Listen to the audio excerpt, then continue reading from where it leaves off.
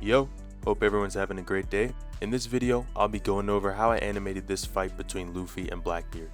I wanted to share my process in detail from before making it to each step of its creation, my inspirations when constructing certain scenes, and the project as a whole. The programs I used to create this animation are Clip Studio Paint, main one for drawing and animating, Blender for the 3D backgrounds, and After Effects for the compositing. With that being said, let us start with the planning stage. So when I first had the idea to make this animation, it was around June or July of 2024 when I was working on my Yuji vs Sukuna animation. Oftentimes when I'm working on a project for a while, I get ideas for other projects and specific details that I write down and take note of for when I'm able to switch focus to the next thing. For Luffy vs Teach specifically, I'd wondered and seen speculation on who would win the fight, when or if it eventually happens, seeing as Luffy's Gear 5 takes on the form of the Sun God, while Teach's fruit controls darkness and is able to cancel out other devil fruits. For my take on this fight, I went with the idea that neither light or darkness would easily be able to beat one another, instead posing a solid challenge to each other. The concept of a fight between light and darkness was a guiding force and theme I made sure to call back to in many aspects of the animation, from choreography to lighting to color design and more. My overall ideas for the flow and pace of the fight came from me listening to the beat for this animation that I had created beforehand. When listening to any music, I often envision visuals to go with it, specifically matching with the tempo and having an overall rhythm for the visuals to follow. For all my animations, the instrumental is usually the starting point, with the rest of the elements working around the speed and pace of the music. I wanted the animation and music to always keep up an invigorating feeling and to match the hyper and playful nature of Luffy in Gear 5 fighting specifically. I think the tone of the music overall caters more towards Luffy, but still matches Blackbeard in this context, as he often takes joy in fighting. I believe that Luffy would not only be a good opponent in his eyes, but also even more interesting when you consider the history of their feud throughout previous arcs of One Piece. For the artistic direction of this animation, I was inspired by a few different anime I was watching at the time. Some of these include Mob Psycho 100, Neon Genesis Evangelion, FLCL, Gurren Lagann, and of course the One Piece anime itself, along with the fan letter that featured some amazing animation and artwork that inspired me greatly as well. Watching all of these was really motivational for me. Seeing so many different styles of animation and amazing artwork in all of these shows helped me to shape an overall vision for what I wanted this project to look and feel like. When I was stuck for inspiration to animate or continue my project, watching works such as these that were mostly new to me was very inspiring to create even greater things and continue working to realize this animation. I'll get into more specific aspects of the animation side of things that I was particularly inspired by from all these shows later in the video. When it came time to really start visualizing my ideas, I referred to my long list of notes I had made for specific scenes and parts of the fight based on particular parts of the music I thought would fit certain attacks or scenes. My idea for the choreography changed and shifted quite a bit throughout the course of making this project, with some scenes staying the same from the very beginning of when I planned them, and others being scrapped or replaced by entirely new ideas. To organize my ideas overall, I used a site called Millinote, not sponsored, to lay out notes and images for inspiration under different categories, such as for the direction of background art, specific animation ideas for effects or movements, scenes I wanted to reference / pay homage to, and more. Another thing I did before even storyboarding this animation was make unique design sheets for both Luffy and Blackbeard that I could reference when animating, but also to lay out things like colors and practice drawing them both before getting deep into the project. This animation was my first time storyboarding an entire project with no base to start from / manga panels to adapt in the case of some of my previous fan animations. All of the moments had to be thought of from scratch for this fight, which was a fun change of my usual way of going about fan animation and also let me use the drawings from my storyboards as starting points. Overall, I believe that when making a project like this, the most important stage is planning, as having a good foundation is key to making the process go as smoothly as possible. Of course, changes can happen over time as you see or experience more things and are inspired to tweak things, but it's much easier to do so if you already have a pre-existing base to work from or general ideas to start with. That mostly concludes the planning stage, so next I'll move on to the rough animation.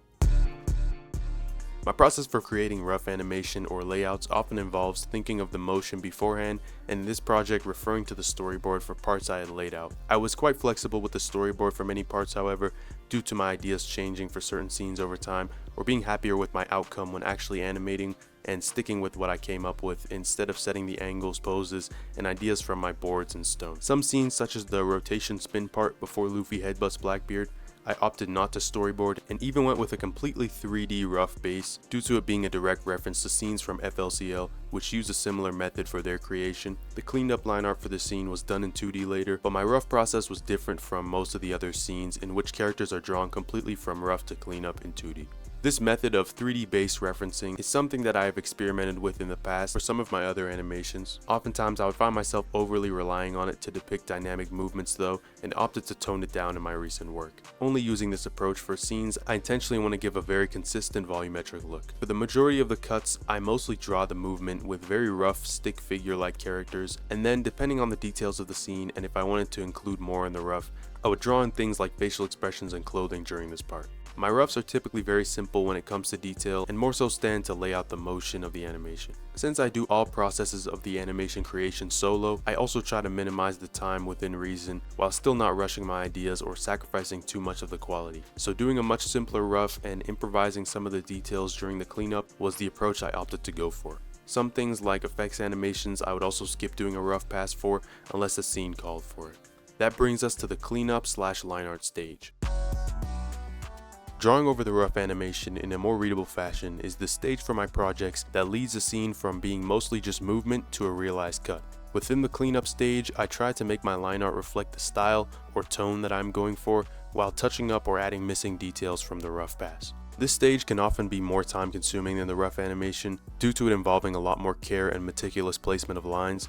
My rough animation is usually quite bare bones, meaning I can easily change things like facial expressions or clothing movement in the cleanup stage since there's often little of that in the rough. For the art itself, I try to prioritize volumetric drawings whenever possible to give a sense of depth to the scenes. This task is easier said than done, but having a rough pass that uses shapes as a base makes drawing over it and giving the scene a convincing depiction of 3D space a bit easier. For this animation and within my overall approach, the line art being detailed is not an aspect I prioritize as much as the movement, with the two characters having somewhat simple character designs to begin with, as well as being inspired by the approach of One Piece's anime itself when it comes to action heavy scenes. Making the scene feel lively is more important to me than having very detailed line art. The approach of simpler line art and designs in favor of animation was used expertly in the One Piece fan letter, with Masami Mori's style being a driving force behind its visual direction. Mob Psycho 100 is another show that has simple character designs, yet makes full use of the advantage that simplicity brings, with more animated movement and range of expression. Of course, there are situations where the artwork being detailed can stand out on its own regardless of the movement. Within this project, however, detail in the line art was something I tried to keep simple, reaching a level that would be fitting for the motion and match the character sheets I created, with some exceptions here and there. The coloring stage is probably the most tedious process in my animation pipeline, simply because it's a task that requires little thought but takes a long time to add. Still, it's an important part for me in bringing my animations and ideas to life. For the coloring, I followed the colors laid out by the character sheets I made earlier, giving Luffy his usual Gear 5 color scheme and giving Teach a unique colorway and simplified design in general for this animation. The level of shading I put into scenes varied depending on the context and content of the scene. If I wanted to portray a clear light source or a strong light source, such as when Luffy used his Red Hawk during the darkness part of the fight, I made sure to do so in a layer below the line art but above the colors to draw in shadows. For the whole of the darkness part, my reason for making it mostly grayscale was to shift the overall tone and vibe of the fight to fit Teach's style and him having the upper hand in that moment. By taking away all the color, we are left with mostly darkness in the background, with Teach being a dominant force in such an environment. I was also inspired a bit by a fight within the show Samurai Jack, where Jack fights a ninja in an area with high contrasting black and white tones to visually show the difference between both characters. The contrasting visuals in this segment also loop back to the darkness versus light idea in the purest sense. This is an environment that is void of the joy and energy that Luffy brings, so in retaliation, Luffy finds a way out by literally bringing light to the area and the color back with it. After this grayscale segment, I also thought it was a perfect time to put in the cinema bars with somewhat of a smooth transition out of the Red Hawk, as that scene had a black background already. These were placed there to set up Luffy's eventual breaking of the aspect ratio or cinema bars, using one of them to make a hammer. The color design was also catered in this animation to try and match who was winning or had the upper hand in most of the other scenes as well. I made use of warmer gold, orange, and yellow kind of hues for scenes where Luffy was shining and had the fight in his favor, whereas Teach's highlights made use of more sinister purples and darker hues to try to match with his darkness ability. The level of shading I put into some scenes was also toned down to optimize my time if the scene was more movement focused or could work with minimal shading.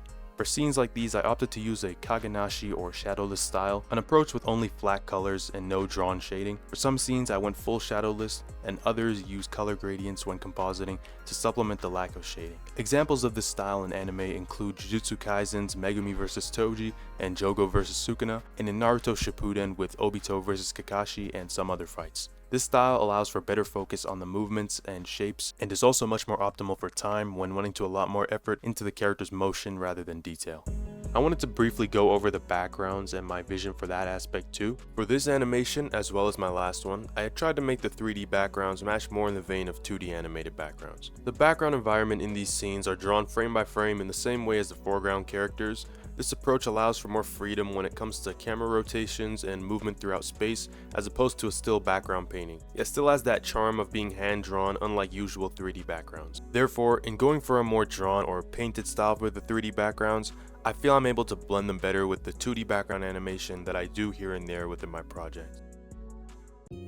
Compositing refers to the stage of animation production where the final animated scenes are edited and given things such as post-processing effects, color adjustments, overlays, color gradients, glows, camera movements, and more. This is essentially a stage where all of the final sprucing up to make an animated scene feel more lively and cinematic happen.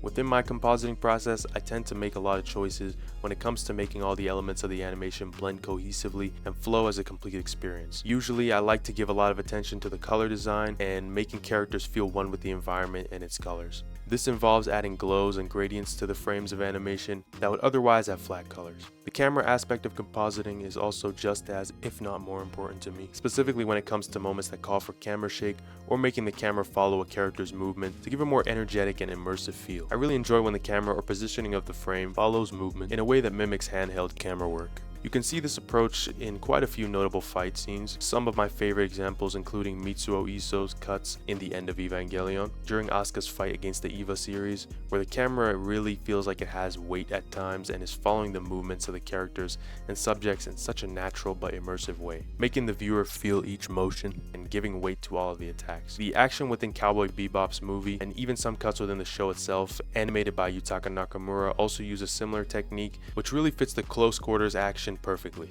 making the viewer feel as if they are being pulled with each punch and providing an overall sense of rhythm and weight to the movement. The interesting thing about the camera shake and movement in this context of compositing is that these camera moves are not actually being animated in the same way that a shot with drawn background animation is made, but rather just involve panning of a larger sized image and only capturing a zoomed in or partial frame of it. Yet doing so in an intentional way can give such an immersive feeling to a scene. This animation had quite a few hidden details in it and references to other works that inspired me. Some of y'all were able to find some of these, which was really cool to see. Here are all the hidden details or Easter eggs that I included.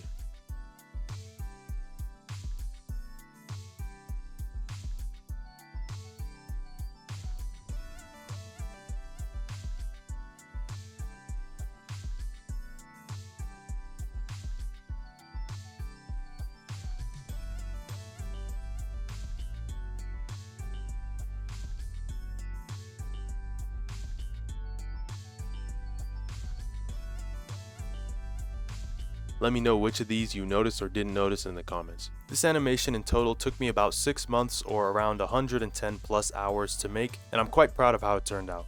I hope this video was able to provide some insight into my creative process and mindset. Hope I was also able to inspire or aid anyone watching this who wishes to create their own animation or artwork. If you can imagine it and put the time and effort into realizing it, you can make anything. Thank you all for the support on the animation and for watching this video. Have a great rest of your day. See you next time.